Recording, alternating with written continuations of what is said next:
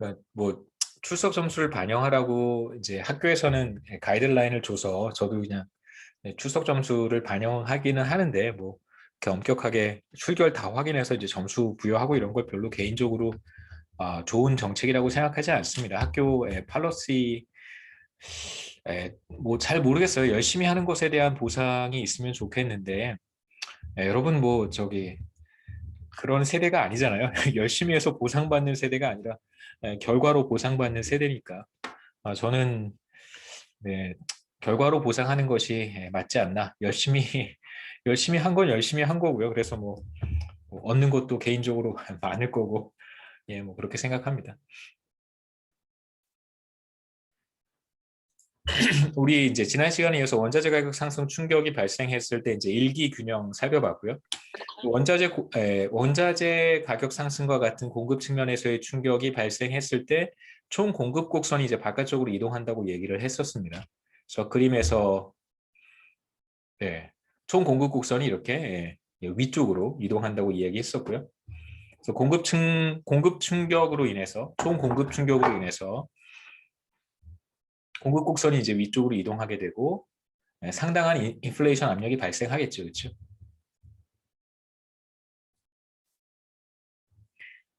최초의 균형은 이제 여기였었고 이 상황에서 중앙은행이 선택하는 선택지는 과연 뭐가 될까? 뭐 일단 총수요 곡선에서의 중앙은행의 의사결정을 생각해 보시면 총수요 곡선을 따라서 이쪽으로 가는 것은 이쪽으로 가는 것과 이쪽으로 가는 것을 좀 명확하게 구분할 필요가 있습니다. 그러니까 중앙은행의 의사결정이고요. 총수요 곡선 AD 커브는 중앙은행이 이쪽으로 가는 선택을 했다는 얘기는 어떤 의미냐면 금리를 인상을 해서요. 경제를 리세션으로 가져가는 것입니다. 그 다음에 이제 중앙은행이 오른쪽 방향으로 의사결정을 했다면, 이쪽 방향으로 의사결정을 했다면 이제 금리를 인하하고, 그 다음에 이제 경제를 붐으로 가져가는 것이죠. 예. 저는 이제 호황이라는 표현을 잘 쓰지 않습니다. 왜냐하면 경제가 그러니까 비즈니스 사이클 상에서 트렌드보다 이렇게 위로 올라가는 게 이게 과연 정말 좋은 거냐? 호자가 좋다는 뜻이잖아요. 좋은 호자란 말이에요. 과연 좋은 거냐? 저는 그 표현 자체가 좀 그래요. 경기 침체, 그다음에 뭐 불황이라는 표현을 쓰고 그거에 반대되는 건 과열이지. 그거 과연 좋은 것인가? 경제가 지속적으로 성장한다고 하더라도 경제 내에서는 상당히 많은 그 문제들이 발생한단 말이에요. 소득 분배의 문제라든가, 뭐 우리가 이제 해결해야 될 경제적 문제들이 많이 발생하는데 비즈니스 사이클에서는 오죽하겠어요, 그렇죠? 예. 이게 뭐 다운턴이든 업턴이든 위로 가면 반드시 좋은 것이냐 이런 생각을 갖고 있어서 이제 호황이라는 표현을 잘 쓰지 않고 제가 그래서 과열이라는 표현을 사용을 합니다. 붐 혹은 이제 과열로 들어가는 거죠. 금리 인하. 그래서 이제 총 공급 곡선이 이동하게 되면 결과적으로 총 수요 곡선상에서의 이동이 나타나겠죠. 이렇게 연기에서 이렇게 새로운 균형을 찾는 건 어렵지 않을 거라고 생각하고 일기 균형으로 가는 과정에서 어떤 일이 벌어질까라고 한다면 결과적으로는 리세션으로 들어갔고요. 마이너스니까. 그 다음에 이제 물가 상승률은 상승했습니다. 물론 이제 가만히 내버려 두었으면 중앙은행이 물가 관리를 하지 않는다. 중앙은행이 정말 아무런 액션도 취하지 않는다라고 했었으면 아마도 뭐 아니면 이제 GDP만 관리한다. 경제가 거시경제 비즈니스 사이클을 완전히 제거하는 것이 중앙은행의 목표다. 다시 말하면 테일러 준칙에서 제가 테일러 준칙을 이제 이런 식으로 표현을 했었는데요. 여기에서 일부는 이제 물가 상승률, 그 다음에 일부는 GDP 갭에 영향을 받는다라고 이제 얘기를 했었는데 우리가 이건 0이라고 지금 간주하고 있는 거거든요. 테일러 준칙에서.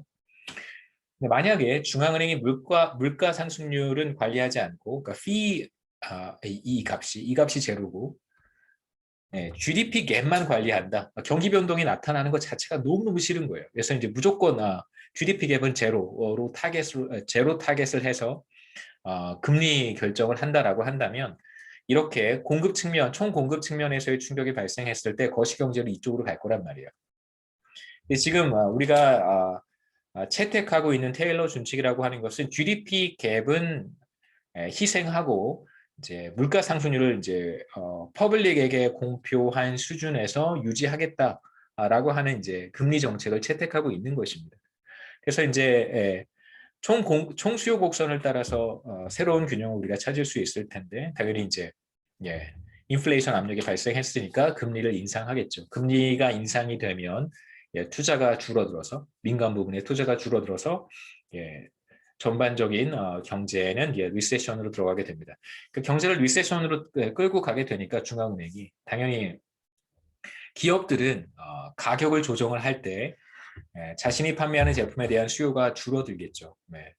리세션으로 들어가게 되면 그래서 총 공급 충격에서 발생한 충격만큼, 그러니까 원자재 가격 상승만큼을 다 가격에 전가하지 못하고요.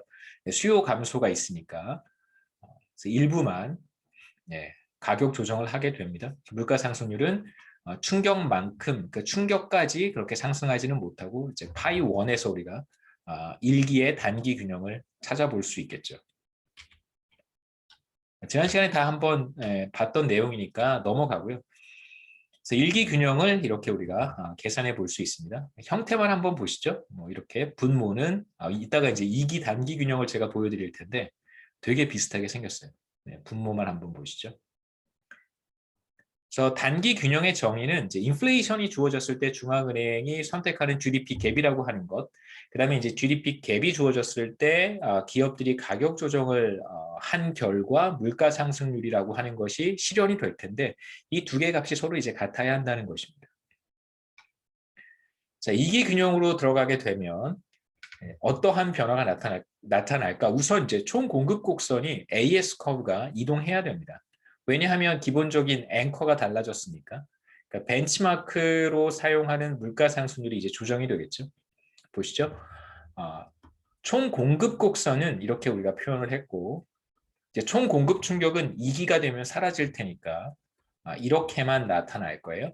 이제 문제는 이 앵커가 죄송합니다. 앵커가 되는 전기의 물가 상승률이 이제는 더 이상 중앙은행의 타겟 레이트이 아니라 바로 직전 시점에 실현된 물가 상승률 파이 1이란 말이에요. 이제 2기에는 2기가 되면 이렇게 그럼 이제 총 공급 곡선의 절편이라고 하는 것이 달라지겠죠. 이제 기업들이 가격 조정을 할 때 벤치마크로 사용하는 물가 상승률 수준, 물가 상승률이라고 하는 값이 이제 달라졌기 때문에 AS 커브가 이렇게 이동할 거예요. 새로운 절편은 여기 있고 세로축은 여기에 있으니까 이 점으로 절편이 이렇게 여기가 되도록 AS 커브가 아래쪽으로 이동하겠죠. 그럼 이제 전보다 인플레이션 압력은 줄어든 거예요. 총 공급 충격이 물론 이제 사라져서 그런 충격이 사라진 측면도 있겠지만 사실상 최초의 균형 수준인 0기보다는 이제 물가 상승률이 높은 상황이기는 합니다. 그렇죠? 파이 1이라고 하는 값이. 물론 총 공급 충격이 사라지긴 했지만 여전히 이제 어느 정도 인플레이션 압력이 존재하니까 중앙은행이 금리를 높은 수준에서 유지하려고는 할 거예요. 물가 안정을 위해서. 하지만 1기에 인상했던 것만큼 금리를 높은 수준에서 유지하지는 않을 거고 금리를 조금 낮추겠죠. 이렇게 인상했다가 조금 떨어뜨릴 거예요. 그래서 리세션의 정도는 조금 약화되고 리세션에서 이렇게 빠져나오기 시작하겠죠. 그 다음에 이제 물가 상승률은 조금 떨어질 거예요. 왜냐하면 총 공급 충격이 사라졌고 앵커가 되는 물가 상승률 수준은 물론 상승했지만 총 공급 충격이 사라졌기 때문에 그래서 2기의 균형을 우리가 쉽게 찾아볼 수 있습니다.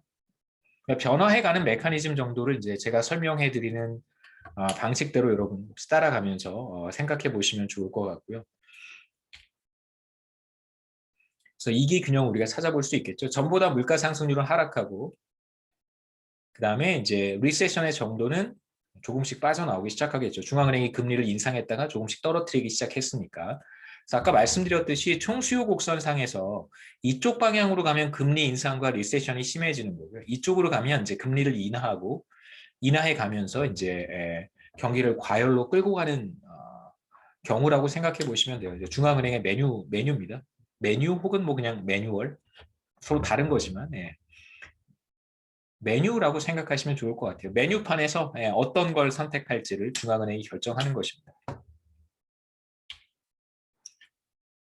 같은 맥락이어서 한번 보시면 좋을 것 같고, 일기 단기 균형을 계산하는 방법과 똑같이 이기의 단기 균형도 계산할 수 있는데 이 부분은 안 보셔도 괜찮습니다. 관심 있는 학생들은 한번 해보시고요. 그럼 이제 패턴을 찾을 수 있거든요. 패턴을 찾기 시작하면 또 계산하는 것에 대한 즐거움이 있잖아요. 머릿속에 잡념이 사라진다든가, 쓸데없이 집중력이 높아진다든가 그런 또 쓸데없는 베네핏이 있기 때문에. 자, 여하튼 이렇게 이기의 균형을 찾아보면 이런 결과를 얻을 수 있습니다. 제가 계산한 건데 틀리지 않았습니다. 보시면 일기 균형하고 이기 균형하고 뭐가 달라졌는지 한번. 이게 이제 이기 균형이고요. 일기 균형 다시 한번 돌아가 보겠습니다. 몇 페이지였죠?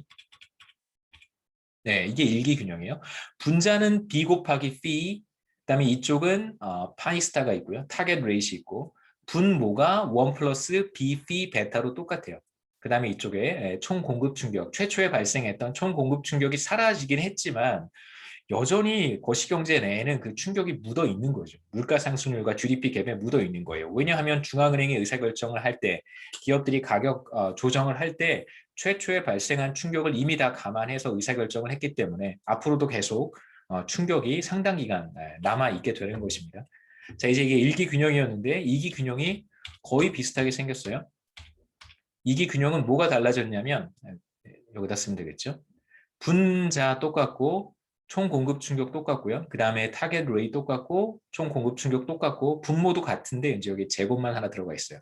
그러니까 2기에는 분모에 그냥 제곱이 하나 들어가는 것입니다. 그러니까 분모가 제곱이 됐다는 얘기는 이제 분모가 더 커진 거잖아요. 1보다 큰 값이니까.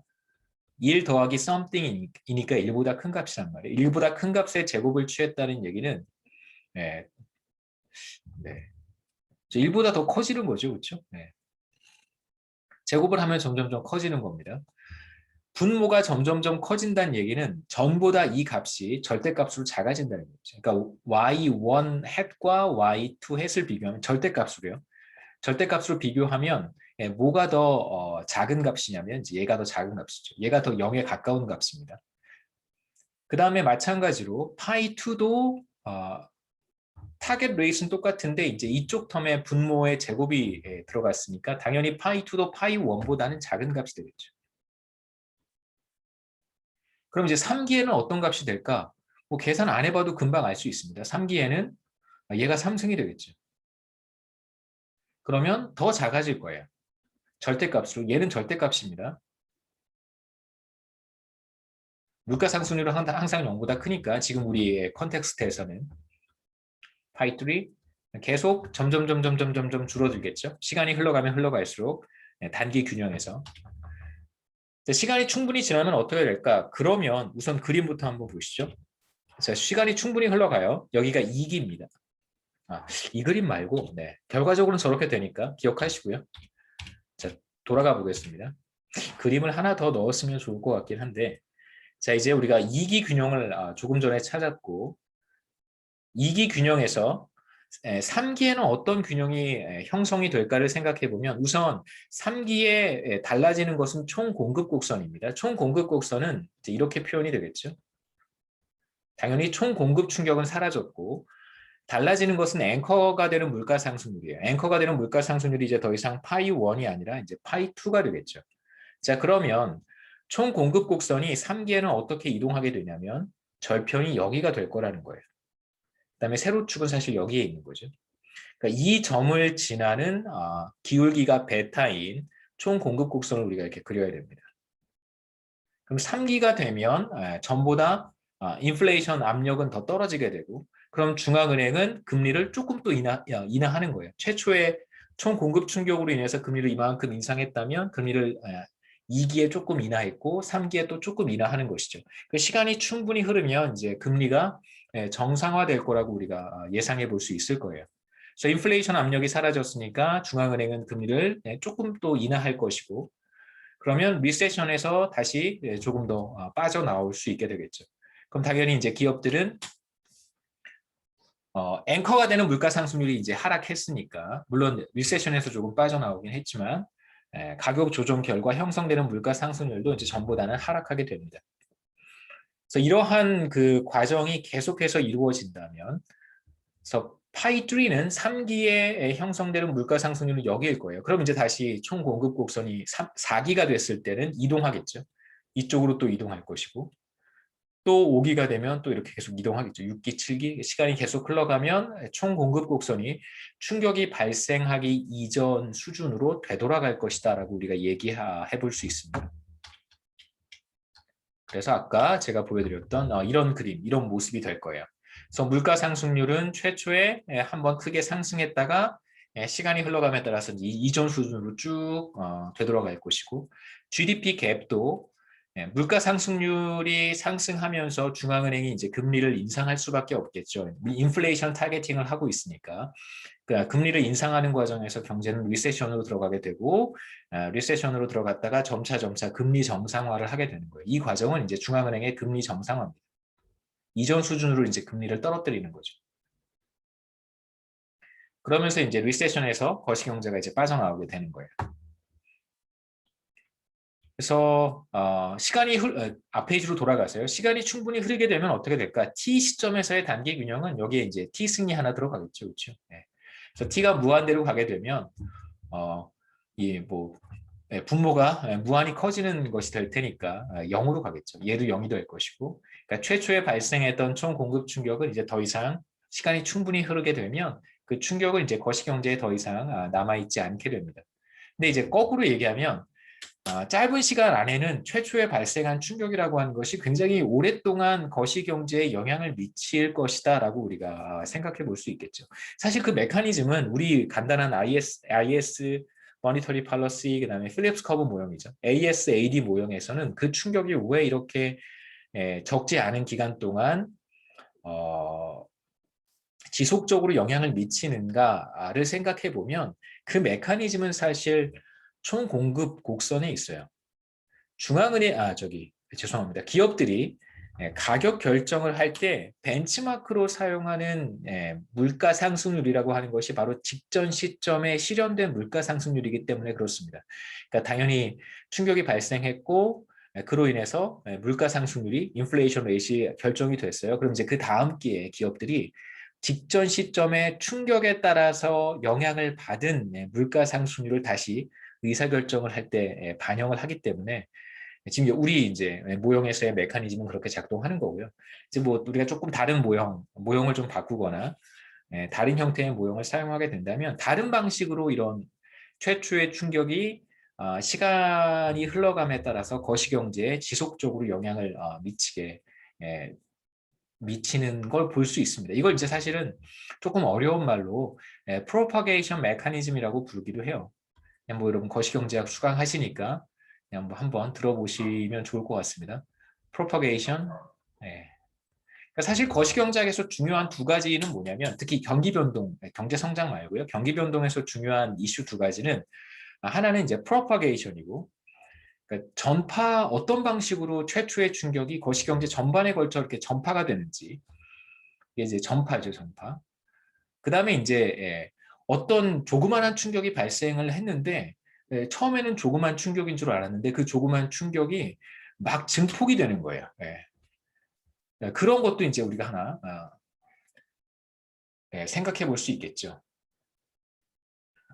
갑자기 단어가 생각이 안 나서 생각나면 다시 말씀드릴게요. 준비했던 내용이 아니어서 예. 갑자기 생각이 안 나니까 되게 창피하네요. 예.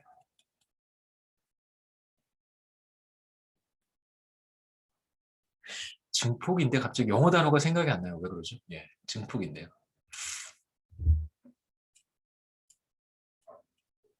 전파 확산이고 하나가 증폭입니다. 예, 생각나면 그때 말씀드릴게요.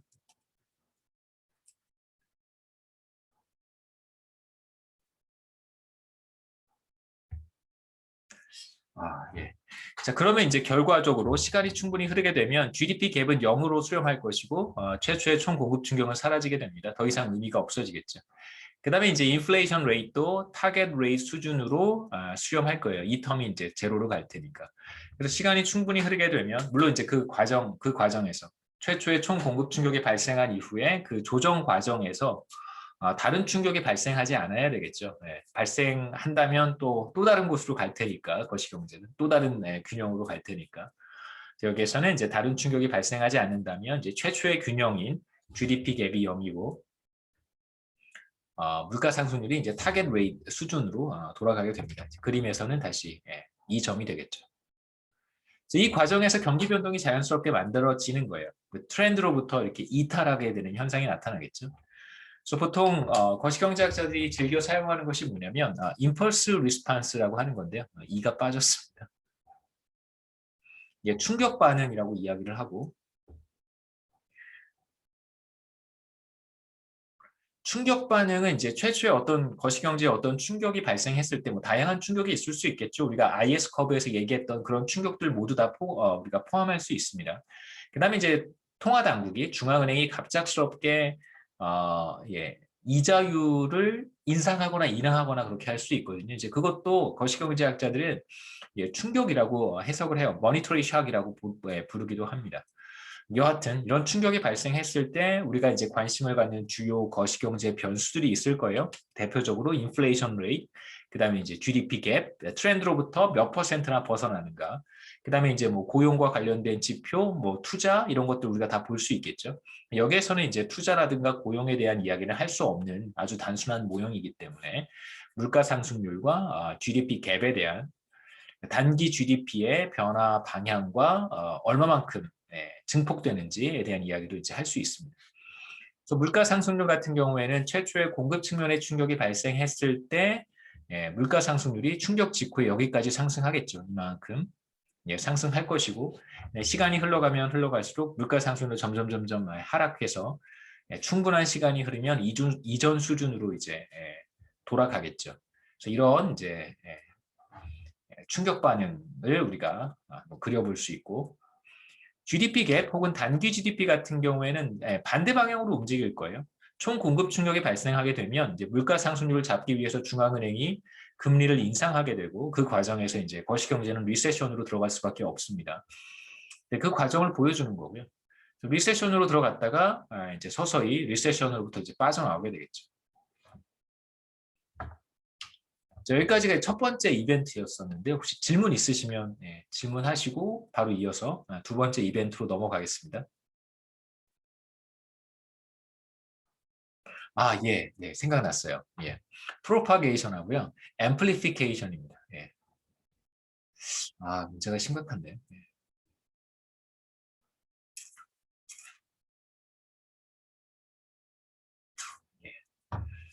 샥이 증폭되는 거예요. 증폭. 그러니까 어떤 과정으로 그렇게 크지 않았던 충격이 거시경제학에 들어왔는데 그게 이렇게 앰플리파이 되는가.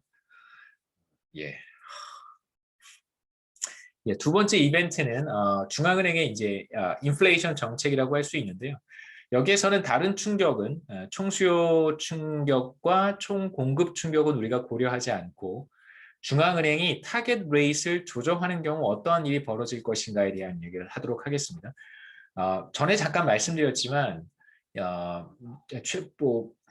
좀 오래된 일이긴 해요. 한 6년, 7년쯤 전으로 기억합니다. 정확한 연도는 제가 사실 이렇게 그 현장에서 일을 하고 있으면 한국은행이나 이제 이런 곳에서 일을 하고 있으면 이렇게 막 그 한국은행에서 벌어지고 있는 여러 가지 일들을 혹은 이제 한국에서 벌어지고 있는 경제 현상들을 계속해서 이제 모니터링 해야 되고 하기 싫어도 해야 되니까요. 자꾸 물어보니까 사람들이 특히 이제 그 뭐 윗사람이 물어보면 위에 이제 저보다 직급이 높은 사람이 이제 물어봤는데 대답을 못하면 그거 정말 그 기분 나쁘거든요. 물론 이제 저한테 인사상의 불이익을 준다든가 뭐 이런 것의 문제가 아니라 제가 하고 있는 분야인데 물어봤어요. 근데 제가 대답을 못해요. 그러면 그게 정말 그 너무너무 창피한 거죠.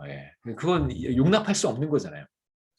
그렇기 때문에 이제 무슨 일이 생기면 계속해서 이제 들여다보고 왜 그런지 생각하고 혹시 뭐 관련된 논문도 많이 보고 그러는데 이제 학교에 오면 그냥 제가 하고 싶은 연구만 하기 때문에 누가 뭐 물어볼 일도 없고 그럼 뭐 가끔 교수님들하고 다른 교수님들하고 밥을 먹는데 이게 이제 그 참 그렇더라고요. 예, 예. 우리 학교는 좀 예, 밥 먹을 때 그런 얘기 잘 안 하더라고요. 예. 그 조금 저는 되게 예, 좀 어색했었어요. 제가 예전에 있었던 직장에서는 밥 먹을 때도 계속 경제 얘기를 하거든요. 우리는 계속 했었는데 여기 딱 오니까 밥 먹을 때 그런 말씀들을 안 하시더라고요. 예, 그래서 좀 긴장감이 떨어지겠죠. 예, 살아가면서. 뭐 제가 하는 연구만 하다 보니까 잘 따라가지 못하는 측면이 있습니다. 그래서 한 6년 전, 7년 전쯤에 중앙은행이 도저히 타겟 레이트를 맞출 자신이 없어서 타겟 레이트이 3%였었어요.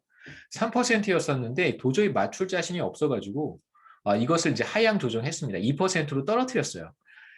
이제 앞으로 어떻게 될지는 저도 잘 모르겠습니다. 중장기 인플레이션 레이트이 3%로 다시 올라갈까? 그럴 가능성도 있죠, 그렇죠? 예, 전혀 없는 건 아니에요. 배제할 수 없습니다. 전혀 없는 건 아닌데 어떻게 될지 예측하는 건 사실 불가능하죠. 그거 어떻게 예측하겠어요?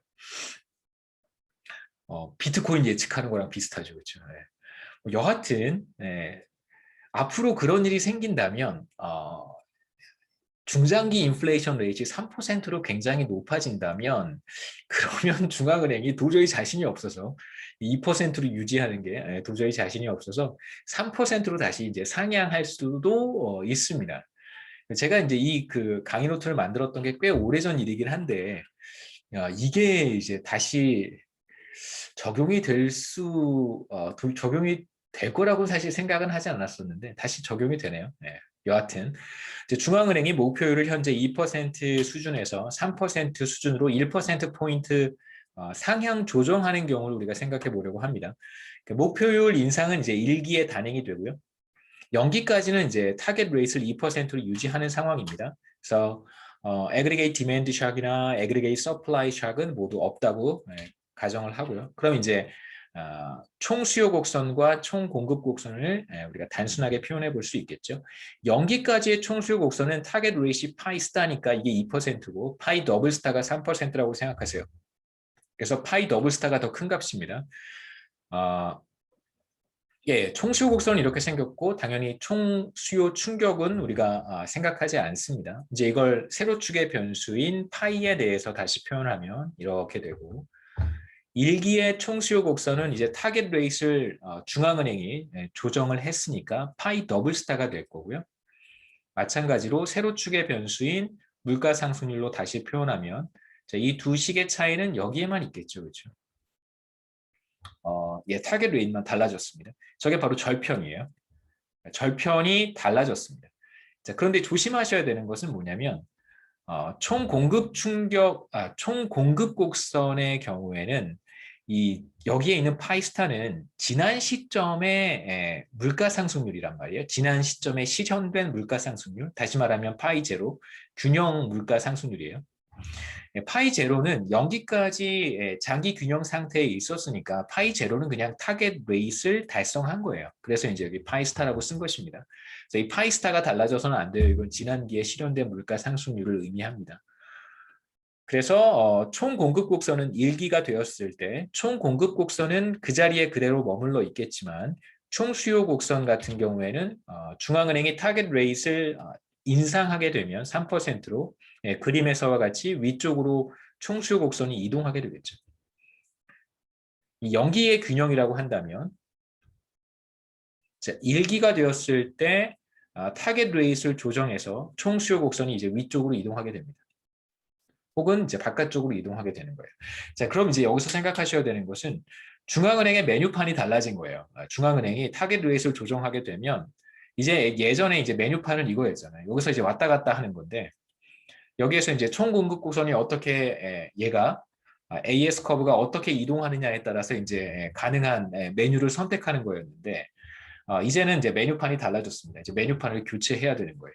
이제 중앙은행은 조금 더 높은 곳에서 의사결정을 해야 되는 것이죠. 여기서 이제 왔다 갔다 해야 될 거예요. 그게 바로 이제 타겟 레이트를 인상했다는 뜻이 됩니다. 물론 이제 세로축을 왼쪽으로 옮겨서 우리 이제 이런 그림을 이용할 거고요. 타겟 레이트를 인상해서 총수요 곡선이 바깥쪽으로 이동한 상황입니다. 그럼 이제 연기와 비교했을 때 지금 일기 단기 균형을 쉽게 찾을 수 있겠죠. 일기 단기 균형입니다. 두 곡선이 만나는 점이 이제 단기 균형일 테니까. 그러니까 이 점으로 이동해가는 과정에서 어떤 현상이 나타나는 것일까를 이제 우리가 적절하게 설명할 수 있어야 되겠죠. 우선 총수요 곡선이 위쪽으로 이동했다는 얘기는 그러니까 타겟 레이스를 높였기 때문에 총수요 곡선이 이동했는데, 이 얘기는 무슨 얘기냐면 현재 수준에서 지금 현재 수준에서 중앙은행이 퍼블릭에게 공표한 물가 상승률 3%보다 물가 상승률이 낮은 상황이에요. 이런 상황입니다. 자, 그러면 어떻게 해야 되냐면요. 지금 파이스타 2%밖에 안 되는 거잖아요. 중앙은행은 3%를 지금 공표를 한 거예요. 그럼 이제 물가 상승률을 올리는 그런 정책, 그런 방향으로 중앙은행이 의사결정을 하게 될 것이다라고 우리가 생각해 볼 수 있습니다. 뭐 간단하죠, 그렇죠? 물가 상승률을 이제 끌어올려야 되니까 어떻게 할까요? 중앙은행은 이제 새로운 메뉴판을 가지고 사용을 할 거예요. 3%인 메뉴판을 사용해서 이제 정책을 결정할 텐데, 우리가 생각할 수 있는 것은 현재 지금 디스인플레이션 압력이 상당히 커진 거잖아요. 정반대로, 아까와는 정반대로. 이 경우에 지금 디스인플레이션 상황입니다. 그래서 인플레이션을 유발시켜야 돼요. 중앙은행 입장에서는. 그러려면 경제를 과열 국면으로 끌고 가야 됩니다. 그러니까 붐을 만들어야 되는 거예요. 붐을 만들기 위해서는 당연히 금리를 인하해야 되겠죠. 이러한 의사결정을 중앙은행이 할 것이라고 우리가 예상할 수 있겠죠. 결과적으로 일기균형은 여기에 형성이 될 텐데, 여기에서의 이제 나타나는 모습은 뭐냐면 GDP 갭은 0보다 크고요. 그 다음에 이제 물가 상승률은 당연히 상승하겠죠. 경기를 과열시켰단 말이에요. 금리를 인하해서 경기를 과열시켰어요. 과열로 끌고 갔어요. 그렇기 때문에 이제 GDP 갭은 플러스가 된 것이고, GDP 갭이 플러스가 됐다는 얘기는 경제가 거시경제가 과열됐으니까 기업들의 경우 이제 AS 커브를 따라서 지금 이렇게 이동해 간 거예요. 최초의 균형에서부터 이렇게 이동해 간 겁니다. 그러니까 결국은 저 얘기는 무슨 얘기냐면 E0에서 E1으로 AS 커브를 따라서 이동해 갔다는 얘기는 중앙은행이 금리를 인하해서 거시경제를 과열 국면으로 가지고 갔고, 그래서 기업들은 자신이 판매하는 제품에 대한 수요가 늘어났을 거예요. 그러면 당연히 자신이 판매하는 제품의 가격을 인상하려고 하는 인센티브가 생기겠고, 모든 기업들이 다 인상하지는 못하겠지만 최소한 인상하는 기업들이 있으니까 전반적으로 제품의 가격이 상승하게 되고, 그럼 이제 물가 상승률은 전보다 더 많이 물가 상승률은 상승할 것이다 라고 얘기할 수 있겠죠. 그래서 이제 파이 1의 물가 상승률을 우리가 얻을 수 있게 되는 것입니다. 뭐 직관적인 이해, 목표율을 인상하게 되면 현재 인플레이션 간단하게 정리한 거 읽어보겠습니다. 목표율을 하회하기 때문에 디스인플레이션 압력이 발생하게 되고요. 자, 그러면 테일러 준칙에서 중앙은행의 목표는 뭐냐면 인플레이션을 타겟팅하는 거예요. 그러니까 현재 인플레이션 레이트하고 타겟 레이트하고 벌어지게 되면, 그게 위쪽으로 벌어지든 아래쪽으로 벌어지든 벌어지게 되면 이제 금리를 조정하는 것입니다. 그런데 지금 디스인플레이션 압력이 발생했으니까 금리를 인하해서 거시경제를 경기 과열을 이제 용인하려고 하겠죠. 그래서 경기 과열이 이 경우에는 이제 불가피한 선택이 될 것이고요. 그래서 결국 중앙은행은 총수요를 확대시키는 정책, 그러니까 금리 인하를 통해서 투자를 늘리는 선택을 하게 됩니다. 그러면 기업 입장에서 GDP 갭이 0보다 커질 테니까 가격을 전보다 더 많이 인상하려고 할 것이고, 그 결과 인플레이션 레이트는 상승하게 됩니다. 그 다음에 이제 우리가 하나 생각해 볼 만한 조금 예전엔 재미있었어요. 팬데믹 상황이 되기 전에는 재미있는 이슈였는데, 지금은 사람들이 관심이 없어져서 지금 우리가 당면한 과제가 너무 많잖아요. 그래서 좀 그렇습니다만, 무슨 얘기냐면 한 2년 전까지만 해도 필립스 커브가, 다시 말하면 총 공급 곡선이 굉장히 플랫해졌다고 많은 사람들이 생각했어요. 지금 우리가 총 공급 곡선을 이렇게 표시를 했는데, 파이 t 베타의 파이 t 마이너스 1 플러스 베타의 GDP 갭 이렇게 표시를 했는데, 이게 플랫해졌다는 얘기는 뭐냐면 베타 값이 작아졌다는 뜻입니다. 그러니까 경기 상황에 따라서 기업들이 그걸 이제 일종의 마크업이라고 제가 전에 말씀드린 적이 있는데 얼마만큼의 가격을 내가 더 얹어 먹을 것인가. 자기 이제 생산 비용이 있을 거 아니겠어요? 생산할 때 발생하는 생산 단가, 뭐 원가 이런 거 있잖아요. 뭐 커피 한 잔 만들 때 들어가는 이제 여러 가지 인건비라든가 혹은 뭐 임대료, 커피 한 잔에 다 이렇게 나눠 들어가 있는 거잖아요. 커피 한 잔을 만들 때 그 발생하는 비용이 있을 텐데 커피 가격은 그거에 얼마를 얹어 먹는 거예요. 경기가 좋다면 그 마크업이 커질 수도 있겠죠, 그렇죠? 작아질 수도 있습니다. 왜냐하면 생산 비용이 상승하기 때문에 작아질 수도 있고 클 수도 있을 거예요. 만약에 내가 가격을 조정하지 못하는 상황이면 이게 바로 이제 가격이에요. 근데 이만큼이 이제 생산 비용, 예를 들면 한계 비용이라고 한번 해보죠. 경기가 과열되는 경우에는 한계 비용이 이렇게 상승하는 경우가 있어요. 근데 내가 가격을 조정하지 못하면 내 마크업은 오히려 줄어드는 게 될 것이고 반대로 생산 비용이 늘어날 때 내가 늘어난 수요에 맞춰서 내 가격을 이렇게 인상할 수 있겠죠. 그 경우에는 이제 마크업이 상승할 수 이게 마크업이에요. 마크업이 상승할 수도 있습니다. 생산 비용이 얼마만큼을 내가 더 얹어 먹을 것인지 그건 뭐 또 다른 얘기고요. 여하튼 베타가 작다는 얘기는 이게 플랫하다는 얘기는 총 공급 곡선이 플랫하다는 얘기는 경기 상황에 따라서 기업들이 가격 조정을 그렇게 민감하게 하지 않는다라는 뜻이고요. 베타가 큰 값을 가져서 총 공급 곡선이 혹은 필립스 커브가 굉장히 스티프한 형태를 갖는다고 한다면 그건 이제 경제 상황에 따라서 기업들이 가격 조정을 굉장히 민감하게 한다. 굉장히 리스판시브하다라고 이제 우리가 얘기할 수 있을 거야. 그러면 지금 같은 상황에서 중앙은행이 타겟 레이트를 인상한 상황에서 금리를 인하를 해서 경기를 과열시켰습니다. 그런 상황에서 과연 어떠한 결과가 초래될지는 사실상 총 공급 곡선의 형태가 어떻게 생겼느냐에 따라서도 달라질 거라는 거예요. 첫 번째로 만약에 총 공급 곡선이 굉장히 스티프하다면 이건 베타가 큰 값을 갖는 거죠. 그렇죠? 그러니까 기업들이 가격 조정을 할 때 경제 상황을 굉장히 예민하게 받아들이는 거예요. 경제 상황에 따라서 가격 조정을 굉장히 그 뭐랄까요? 탄력적으로 하는 경우라고 할 수 있습니다. 자, 그런 경우에는 똑같이 타겟 레이트를 1%포인트 인상했음에도 불구하고 더 높은 물가 상승률을 얻을 수 있고요. 거시경제 전체로 봤을 때. 반대로 이제 경제가 과열되는 정도는 상대적으로 약하겠죠. 베타가 작은 값을 갖는 경우에는 얘기가 좀 달라집니다. 경제는 당연히 훨씬 더 많이 과열될 거고요. 물가 상승률이 상승하는 정도는 미미할 거예요. 그러니까 팬데믹 상황 전에는 물가 상승률이 지금 한국에서도 제가 동영상 2개 보여드렸는데 그 첫 번째 동영상이 뭐냐면 물가 상승률이 너무 낮아서 그 굉장히 걱정했던 시절의 이야기예요. 그게 벌써 2년 전입니다. 그러니까 그때 이제 어떤 얘기들이 많이 나왔었냐면 이게 필립스 커브가 혹은 총 공급 곡선이 전과 다르게 굉장히 플랫해졌을 것이다라고 하는 추측을 사람들이 많이 했었어요. 네, 그걸 이제 보여주는 하나의 증거라고 할 수 있습니다. 그러니까 경제 상황 지금 이제 뭐 경제가 과열되는 정도가 굉장히 큰 거에 반해서 물가 상승률의 정도가 이제 미미하다는 거고요. 물론 이제 경제가 과열되는 정도가 더 적으면 물가 상승률이 상승하는 정도는 더 적어지겠죠. 그래서 참고로 보시면 좋을 것 같고요. 이제 한번 일기 균형을 찾아보도록 하겠습니다.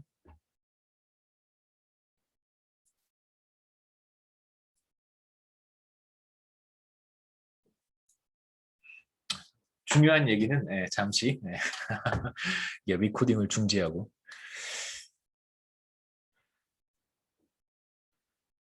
베네핏이 있어야 되겠죠, 그렇죠? 강의를 듣는 학생들에게 베네핏이 있어야죠.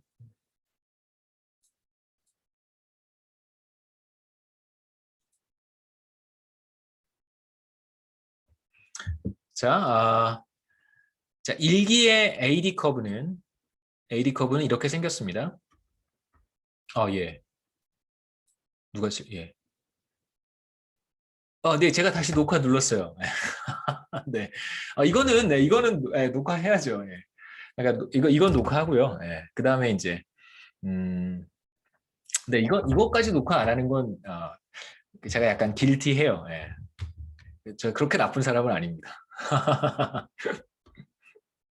예. 그렇게 나쁜 사람은 아닙니다. 약간 나쁘긴 한데 그렇게 not too bad이에요. 예. 자, 이게 이제 AD 커브인데 달라진 것은 타겟 레이트 달라졌고요. 그 다음에 AS 커브는 파이 1. 그 다음에 전기에 실현된 물가 상승률은 타겟 레이트와 같았다라고 이제 하는 겁니다. 연기의 단기 균형에서의 물가 상승률을 가리키는 것이고, 그 다음에 이제 베타의 Y1 hat 이렇게 쓸 수 있겠죠. 그러면 이제 우리가 뭘 해야 되냐면 여기에서 단기 균형은 총 공급 곡선과 총 수요 곡선이 만나는 점을 찾는 건데 그 점은 당연히 파이 1은 어떤 값일 것이고 이제 Y1 hat은 어떤 값이 되겠죠. 이 값을 이제 각각 한번 찾아보자는 것입니다. 그래서 어떻게 해보냐면 파이 1을 이렇게 대입하면 돼요. 이렇게 한번 대입해서 2차 방정식, 여러분 중학교 때 하셨던 2차 방정식에 그냥 처음 보는 문자들이 많이 들어가 있는 거라고 생각하시면 됩니다. 여기 중학교 정도의 수학 실력만 있으면 그 다음에 약간의 집중력, 실수하지 않는 능력, 이게 더 중요한 거죠. 그렇죠? 그러니까 이게 바로 파이 1이에요. 그러니까 총 공급 곡선을 제가 총 수요 곡선에 대입을 한 겁니다. 얘와 얘가 이제 다른 값인 거죠. 정확히 1%포인트 차이가 나는 거예요. 물론 이제 값으로 쓰면은 조금 더 쉽겠지만 이제 제가 일반적으로 설명을 하기 위해서는 문자를 쓰는 게 조금 더 좋기는 해요. 근데 학생들에 따라서 사람들에 따라서 조금 차이가 있는데 어떤 사람들은 숫자로 이렇게 표현하면 기가 막히게 잘 이해를 하는데 문자로 봤을 때 이렇게 좀 이해하는데 어려움을 겪는 사람이 있고 정반대로 문자는 기가 막히게 이해를 하는데 거기에 이제 숫자를 넣어서 예를 하나 들어서 설명을 하면 순간 이렇게 생각을 잘 못하는 사람들이 있습니다. 뭐 케이스 바이 케이스겠죠. 그래서 이걸 이제 한번 풀어보면 마이너스 b의 파이 스타 그 다음에 이렇게 또 곱해주면 마이너스 b p의 베타의 y1 hat 그 다음에 이렇게 곱해주면 더하기 b p의 파이의 더블 스타. 자, 이렇게 쓸 수 있고요. 그 다음에 이제 여기에도 y1 hat이 있고 y1 hat이 있으니까 이제 이걸 이쪽으로 넘겨서 정리를 하면 됩니다.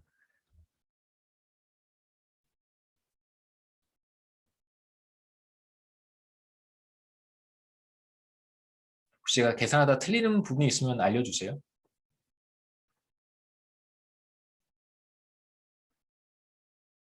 이거는 따로 안 풀어도 될 것 같아요. 이건 내버려 두죠. 얘네들은 제가 강의 노트랑 비슷하게 하는 게 여러분들한테 도움이 될 것 같아서 이렇게 하겠습니다. 다시 한번 해볼게요. 다 풀어 쓰지 말고 y 햇만 제가 꺼내서 따로 쓰겠습니다. 죄송합니다.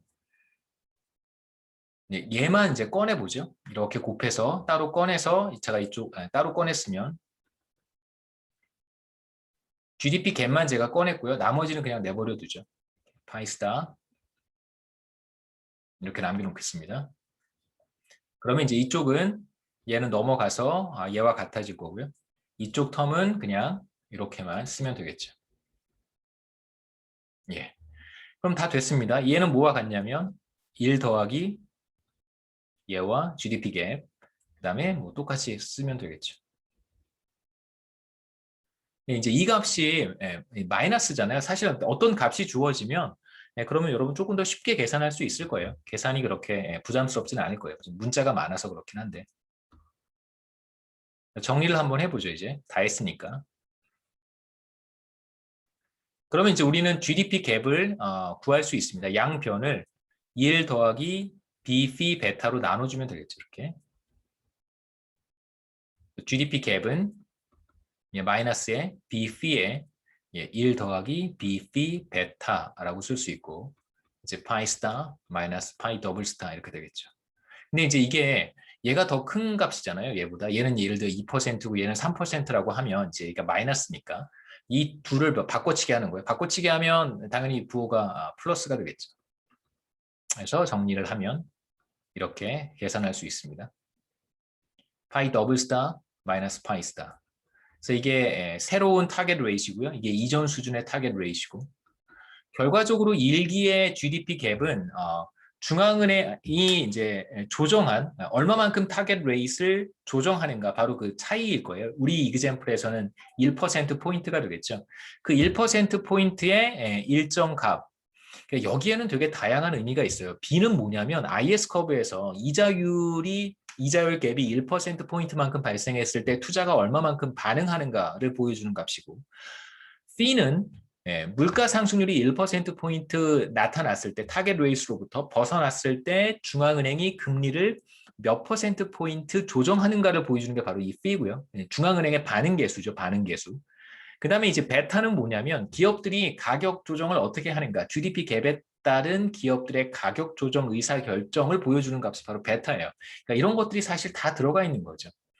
그래서 중앙은행이 어떤 정책을 했을 때, 지금처럼 타겟 레이스를 조정을 했을 때 궁극적으로 거시경제에서 나타나는 뭐 GDP 갭이라든가 단기 GDP라든가 물가 상승률은 무엇인가라고 했을 땐 그냥 민간 부문, 정부, 기업 알아서 그냥 다 결정하는 거예요. 기업들이 어떻게 투자할 것인지, 중앙은행이 통화정책 어떻게 하는지, 그다음에 기업들이 가격 조정 어떻게 하는지 이런 거에 다 영향을 받을 수밖에 없다는 뜻입니다. 네, 그 값들이죠, 그렇죠? 그렇게 우리가 일기에 GDP 갭을 찾을 수 있고, 이제 물가 상승률 계산할 수 있겠죠. 일기의 GDP 갭을 지금 우리가 이렇게 계산을 했습니다.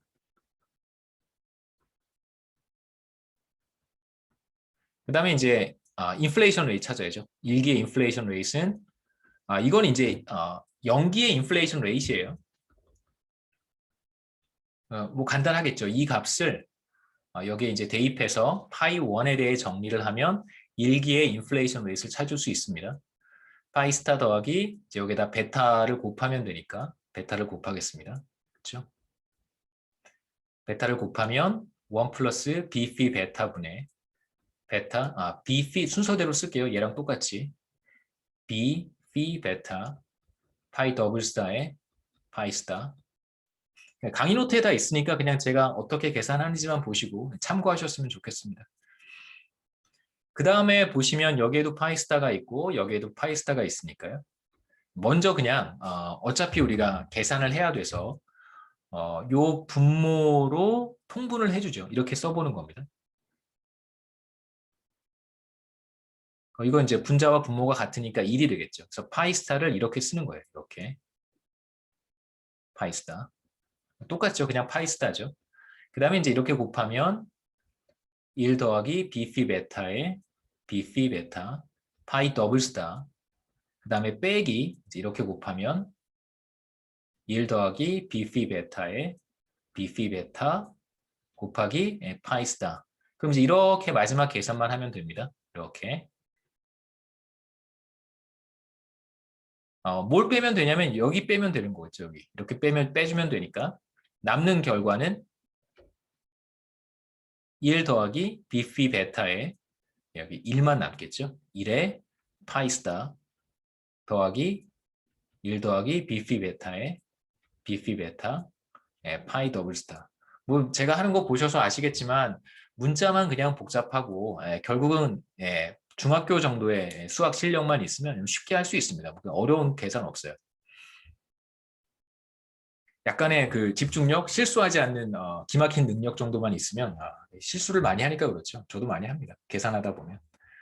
그래서 이 계산 결과가 의미하는 게 무엇인가가 조금 중요해요. 뭐 계산은 그냥 그렇고. 자, 일기에 실현되는 물가 상승률은 뭐냐면요. 비피 베타 순서대로 썼으니까. 이게 바로 이제 최초의 타겟 레이시고 그 다음에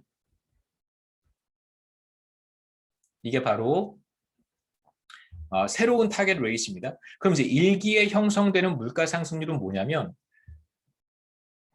한번 보세요. 만약에 비피 베타가 어떤 값인지는 잘 모르겠는데 얘가 1이라고 한번 해보죠. 그러면 2분의 1에 베타 스타고요. 그 다음에 2분의 1에 베타 더블 스타, 파이 더블 스타예요.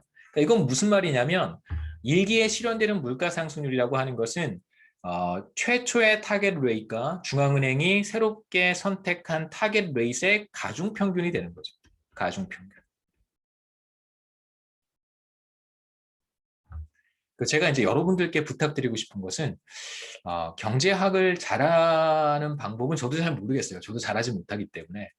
근데 경제학을 재미있게 하는 방법은 그 시계의 의미 하나하나를 한번 생각해 보는 것입니다. 그러면 이제 그 식이 그냥 뭐 식이라든가 혹은 이퀘이션이라든가 뭐 누군가가 분석해 놓은 결과라든가 그것에 대한 의미가 다 있거든요. 스토리들을 우리가 만들 수 있고 누군가 좀 이렇게 허접한 결과를 얻었다고 하더라도 우리는 그 결과에서 어떤 의미를 찾을 수 있는지 긍정적인 스토리들을 이야기할 수 있거든요. 충분히. 예, 그건 또 다른 측면의 이야기니까. 그래서 재밌게 할 수 있는 방법은 뭐 이퀘이션이든 어떤 경제 이론이든 혹은 그림이든 누가 데이터를 분석해서 어떤 의미 있는 결과를 얻었든 상관없습니다. 뭐든 상관없는데 그거에 어떤 의미가 있는지를 한번 생각해 보는 거고요. 근데 이제 문제는 너무 창의적이어서 그런 의미를 끌어내서는 안 되는데 전혀 끌어내서는 안 되는 드라이브 해서는 안 되는 그런 임플리케이션을 드라이브 하는 사람도 물론 있죠. 조심하셔야 됩니다. 그건. 그래서 우리가 이제 이런 트레이닝을 받는 거죠. 그렇죠? 그렇게 하지 않기 위해서. 그렇게 하지 않기 위해서. 그러니까 이제 예를 들면 그런 거예요. 그 제가 가끔 요즘은 뭐 어디 여행 못 다니니까 예전에 뭐 이렇게 출장 같은 거 다니고 뭐 그럴 때뭐 해외 출장 일본이라든가 뭐 좀 가까운 데도 있고 조금 멀리도 출장 같은 거 다니고 그러면 가끔 우연히 이제 옆자리에 뭐 한국 분이 타시거나 혹은 뭐 이렇게 누가 타요. 그러면 이제 뭐 이런저런 얘기 하잖아요. 왜냐하면 서로 이렇게 어깨 부딪혀야 되니까 비행기 타면 좁잖아요. 뭐 제가 비즈니스 타는 것도 아니고 어깨 부딪히니까 미리 좀 이렇게 말을 좀 트면 그럼 좀 편해요. 가는 동안. 그래서 좀 말을 트는 게 좋습니다. 그러니까 서로 말 안 하고 가다 보면 괜히 또 서로 불편해지니까. 그러니까 이제 말 트고 이런저런 얘기 하다 보면은 뭐 대부분 뭐 이제 저한테 직업이 뭐냐, 뭐 하시냐, 뭐 그러면 이제 뭐 전 경제학합니다, 뭐 이런저런 얘기 하거든요. 그럼 이제 그 대체적으로 전반적인 경제 상황에 대해서 자신이 가지고 있는 어떤 그 시각이나 견해가 있잖아요.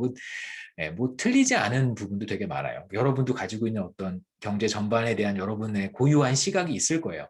근데 그런 시각들이 틀리진 않습니다만 어떤 부분에 있어서는 그러니까 일반적으로 거시경제학자들이 받아들이지 못하는 그런 시각들을 가지고 있는 사람들도 있어요. 그러니까 이제 이게 약간 컨센서스에서 많이 벗어나 있는 시각이나 견해 같은 것들도 있겠죠. 예를 들면 대표적으로 음모론 이런 것들, 그런 것들 이제 얘기를 막 뭐 하시죠. 들으면 뭐 저는 뭐 맞다 틀리다 이런 얘기는 절대 하지 않고요. 왜냐하면 그분의 생각이니까. 그럼 뭐 저도 어떤 부분에 대해서는 동의합니다. 저도 그렇게 생각합니다. 이제 그렇게만 이야기를 하고 뭐 제가 뭐 그분보다 더 많이 안다고 말할 수 있을까요? 그렇죠? 그분이 뭐 하시는 분인지 제가 정확히 알지 못하고 또 어떤 신비한 능력을 갖고 있는 분인지 저도 알지 못하기 때문에 뭐 제가 뭐라고 얘기는 못하고 동의하는 부분에 대해서는 동의하고 어떤 부분에 대해서는 뭐 그렇게 생각하는 사람들도 있습니다. 뭐 그 정도 얘기를 하는 것 같아요. 여하튼 여러분도 어떤 그 해석이라든가 뭔가 접근 방법이 있을 때 이제 그걸 그대로 내가 수용할 수 있는가 이렇게 우리가 설명할 수 있는 것인가 이렇게 설명해도 괜찮은가 이런 이제 스스로에게 대한 질문을 좀 많이 해보시면 도움이 될 것 같아요. 여하튼 우리가 일기에 얻은 단기 균형에서의 인플레이션 레이트는 이 둘의 가중평균입니다. 당연히 파이 스타와 파이 더블 스타의 중간 어디쯤 있겠죠. 여기서는 뭐 예를 들어서 1이라는 값을 가졌을 때 이야기고요. 다시 한번 다시 돌아가서 보겠습니다. 슬라이드로 가서요. 그래서 우리가 얻었던 것이 바로 GDP 갭이고 그 다음에 두 번째로 계산했던 것은 바로 인플레이션 레이트예요. 제가 여기 파이 더블 스타보다 작은 값을 갖는다고 한 것은 당연히 파이 스타보다는 큰 값을 갖겠죠. 그렇죠? 이 둘 사이에 있는 거예요. 둘 사이에. 뭐 간단한 의미는 뭐 다시 한번 정리해 보죠. 전반적인 이제 디스인플레이션 압력이 발생했습니다. 그래서 당연히 이제 금리를 이제 인하해서 경제를 과열시키려고 하는 것이죠. 그래서 이제 중앙은행이 선택한 점이 뭐 같이 기업 부문에서와 같이 선택한 점이 이제 금리 정책을 통해서 GDP 갭의 Y1이 해시되는 것이고, 그래서 기업들도 마찬가지로 가격 조정을 하겠죠. 파이 1. 뭐 쭉 넘어가겠습니다. 여기에서는 하나 정도만 좀 생각해 볼 필요가 있어요. 이제 과연 중앙은행이 얼마만큼의 금리를 조정한 것일까? 그걸 좀 한번 생각해 볼 필요가 있습니다. 그것만 한번 보죠. 그래서 여기에서 이제 실제로 중앙은행이 금리를 얼마만큼 조정하는지도 우리가 계산해 볼 수 있습니다. 한번 해보죠, 제가.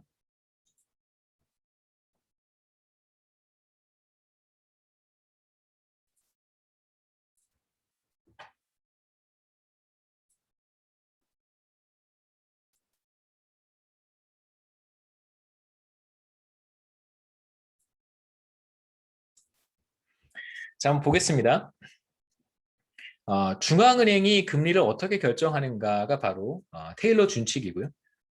테일러 준칙을 일기니까 이렇게 써보죠.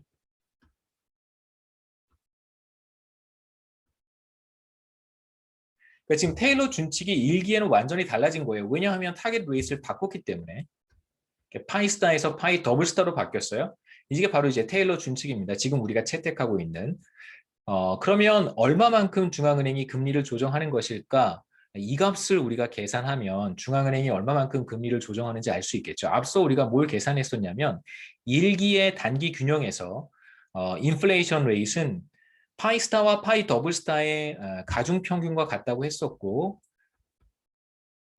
이 값이 되었죠. 그렇죠? 그러면 우리가 이 값도 계산할 수 있어요. 파이 1 마이너스 파이 더블스타의 값을 우리가 어렵지 않게 계산할 수 있을 거예요. 한번 해보죠. 파이 1 마이너스 파이 더블스타는 뭐와 같냐면 여기에서 그냥 파이 더블스타를 빼주면 되는 거죠. 그렇죠? 예. 해보겠습니다. 첫 번째 텀은 그대로 써주고 그 다음에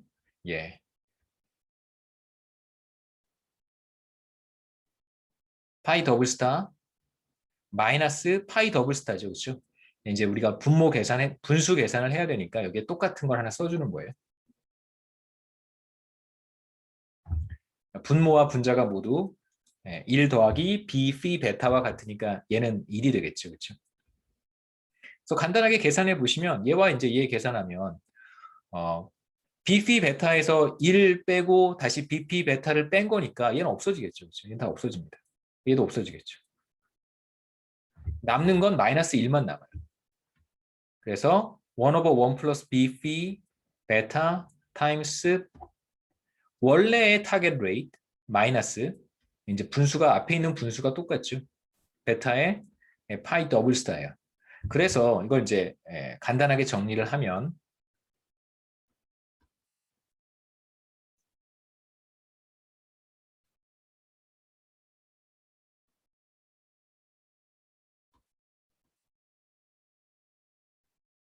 이 안에 있는 값을 우리가 계산해 보는 거죠.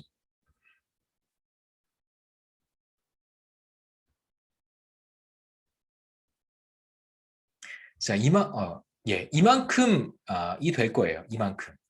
그래서 실제로 중앙은행이 조정하게 되는 이자율, 그러니까 실질 이자율로 우리가 생각을 하는 것입니다. 물론 이제 중앙은행은 명목금리를 조정하겠죠.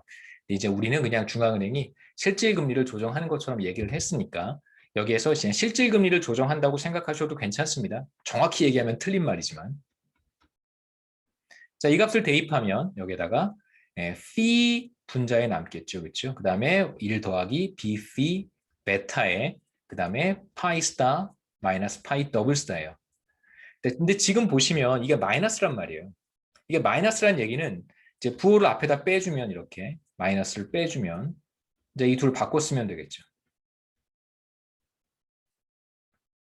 이게 지금 마이너스 1% 포인트인 거잖아요. 마이너스 1%인데 얘를 밖으로 빼주면 당연히 1만 남겠죠. 그렇죠? 예.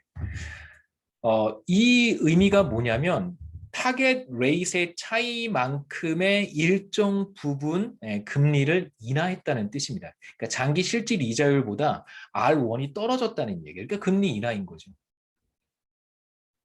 얼마만큼? 이만큼 인하한 거예요. 정확히 이만큼. 중앙은행이 금리를 이만큼 인하하게 되었다면 그러면 이제 실제로 GDP 갭은 어떻게 반응했을까? IS 커브 가지고 이제 우리가 이야기할 수 있겠죠. 그렇게 계산해 본 GDP 갭이 일기 단기 균형 값하고 똑같은 거예요. 뭐 이렇게 가나 저렇게 가나 크게 다르지 않습니다. 제가 지금 계산한 값이 바로 이 값이죠. 그렇죠? 바로 이 값입니다. 그래서 장기 실질 이자율보다 이만큼 더 금리를 인하하는 거예요. 금리 인하분이라고 할 수 있습니다. 이만큼 이제 금리를 떨어뜨리고, 그럼 이제 금리를 저만큼 떨어뜨렸으니까 IS 커브로부터 GDP 갭을 우리가 쉽게 계산할 수 있겠죠. 그러니까 지금 이 금리 인하분에는 뭐가 다 들어가 있냐면 총 공급 곡선의 의사결정도 다 들어가 있는 거예요. 베타 들어가 있잖아요. 그래서 여기에다가 이제 마이너스 B만 곱해주면 그러면 그게 바로 GDP 갭입니다. 일기 단기 균형값하고 같은 것이죠. 그래서 이 값이나 우리가 지금 계산했던 일기 단기 균형에서의 GDP 갭이나 이제 같은 값이 되고요. 일기 단기 균형 마찬가지입니다. 인플레이션율이 주어졌을 때 중앙은행이 선택하는 GDP 갭과 GDP 갭이 주어졌을 때 기업들에 의한 가격 조정 결과 형성되는 인플레이션율이 서로 같은 거예요. 이게 주어지면 기업들은 파이 1을 결정할 것이고, 그 다음에 이제 파이 1이 주어지면 중앙은행은 Y1 햇을 결정하겠죠. 이게 서로 같은 것이죠. 네. 그 다음에 2기에는 어떤 변화가 나타날까? 그림으로 먼저 보고 제가 간단하게 설명드린 다음에 2기 균형은 여러분 계산하실 필요 없습니다. 한번 보시면 돼요. 자, 이제 2기에는 어떤 일이 벌어질까? 2기에는 총수요 곡선 자체는 더 이상 변하지 않습니다. 타겟 레이트를 퍼머넌트하게 인상한 거예요. 더 이상 총수요 곡선은 변하지 않아요. 그러니까 뭐가 달라지냐면 총 공급 곡선이 이동하겠죠. 왜냐하면 이제 벤치마크가 되는 물가 상승률이 전보다 상승했기 때문에 1기의 총 공급 곡선은 이렇게 생겼었고요. 이제 2기가 되면 전기의 물가 상승률이 이제 앵커가 되는데 이 앵커가 전보다 상승한 거잖아요. 파이 1은 인상된 타겟 레이트과 이전 수준의 타겟 레이트 사이에 있다고 이제 가중평균이라고 말씀을 드렸습니다. 당연히 파이 스타보다 더 큰 값이 되겠죠. 부등호예요. 큰 값이 되겠죠. 그래서 쉽게 얘기하면 절편이 파이 1으로 이동해 가는 거예요. 이제 조금 더 직관적으로 얘기하면 기업들이 가격 조정을 할 때 이제 전보다 가격이 더 인상됐고 더 빠른 속도로 인상될 거라고 생각을 하고 가격 조정을 한다고 생각하시면 돼요.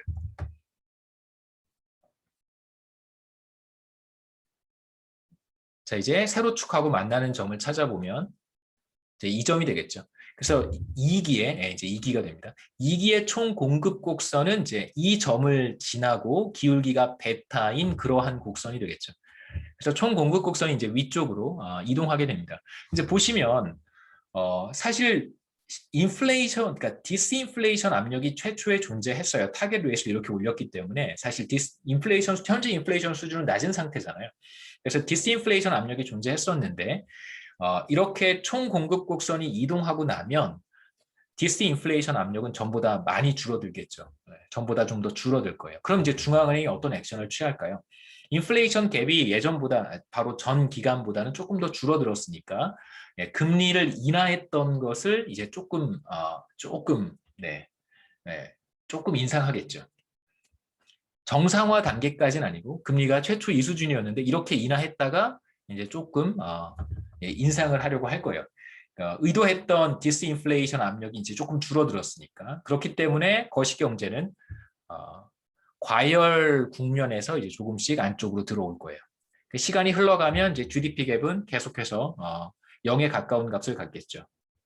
마찬가지로 인플레이션도 시간이 흘러감에 따라서 점차 상승할 거예요. 점차 상승해서 이제 새로운 타겟 레이트 수준으로 수렴할 것이다 라고 우리가 얘기해 볼 수 있겠죠.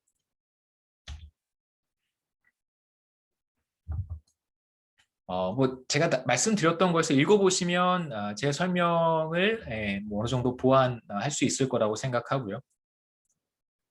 그래서 중앙은행의 금리 정책에 따라서 이제 총수요 확대 정도는 상대적으로 약화되죠. 금리를 처음에 이렇게 인하했다가 조금 인상한 거니까요.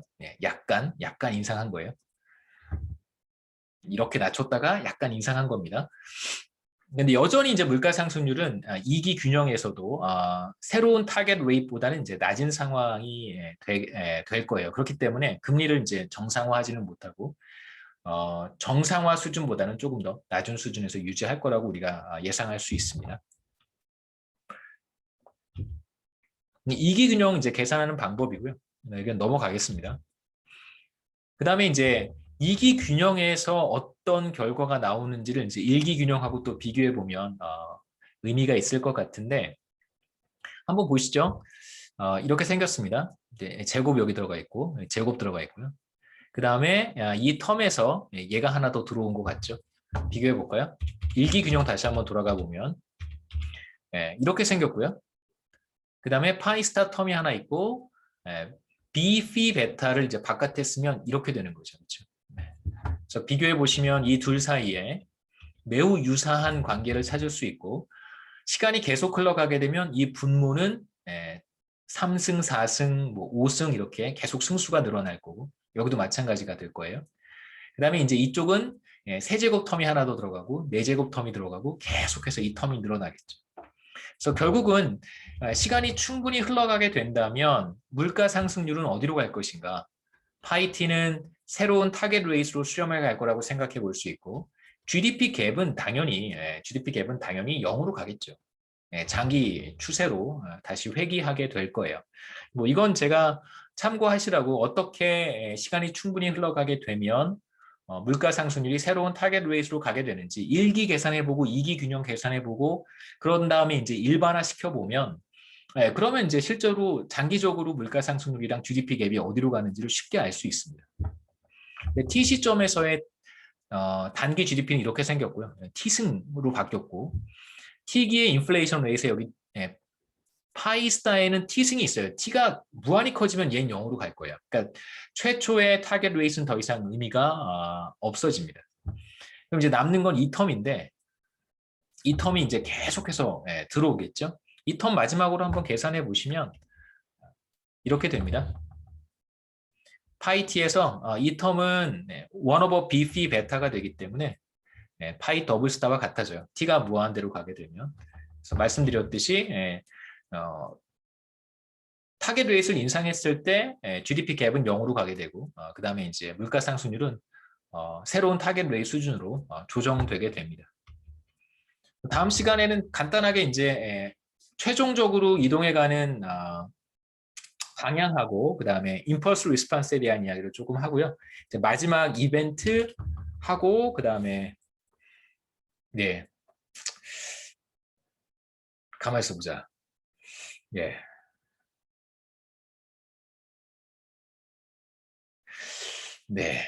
하고 이제 다음 장으로 넘어가겠습니다. 질문 있어요?